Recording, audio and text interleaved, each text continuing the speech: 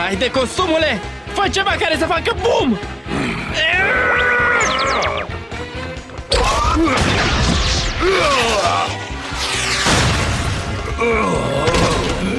A mers! Hei! Cred că încep să mă prind!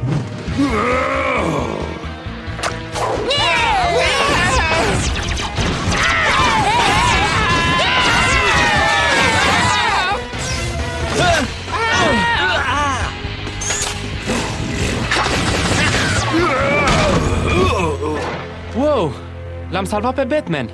L-am salvat pe Batman! Bravo, puștiule! Ia să vedem ce mai pot să fac!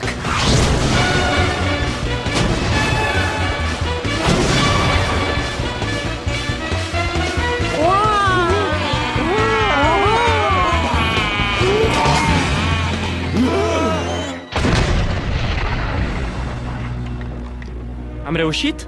Am reușit! Am eliminat un personaj negativ!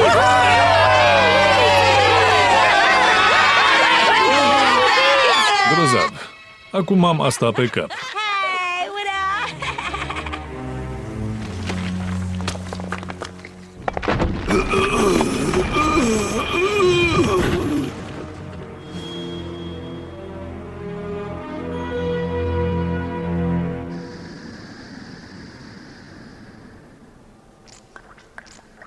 Hei, ascultați una! Sunt eu contra lui Kanjaro, doar că am picioarele prinse în beton. Oh, și sunt legat la ochi.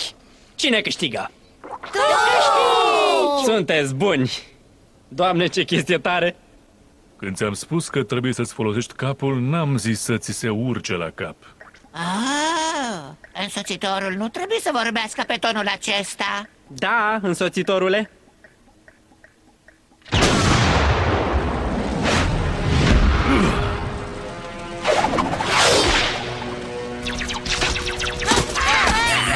Ia-te după mine! Nu mai e nevoie să dirigezi acțiunea, Betsy. M-am prins cum e cu treaba de supererou.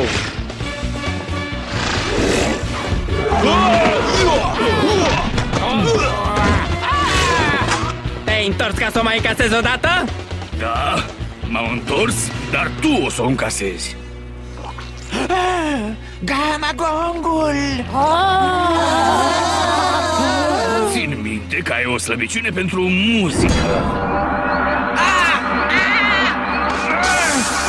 Costumul meu! Bets, ce se întâmplă?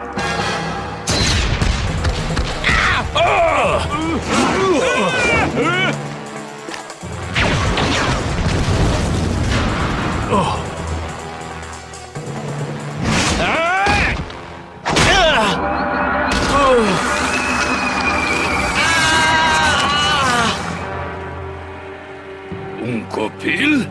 Dușmanul meu de moarte e un copil? Înseamnă că am strivit cărăbușul la ultima întâlnire. Hai, micuților, nu renunțați, atacați! Mai știți, puterea din voi? De ce te-ar asculta? Ești doar un băiețel cu un costum de carnaval. Dar sunt sigur că nu ești singurul care arată bine în albastru. Voi veni după tine, Kanjaro. Mai bine ocupă-te de ce vine spre tine.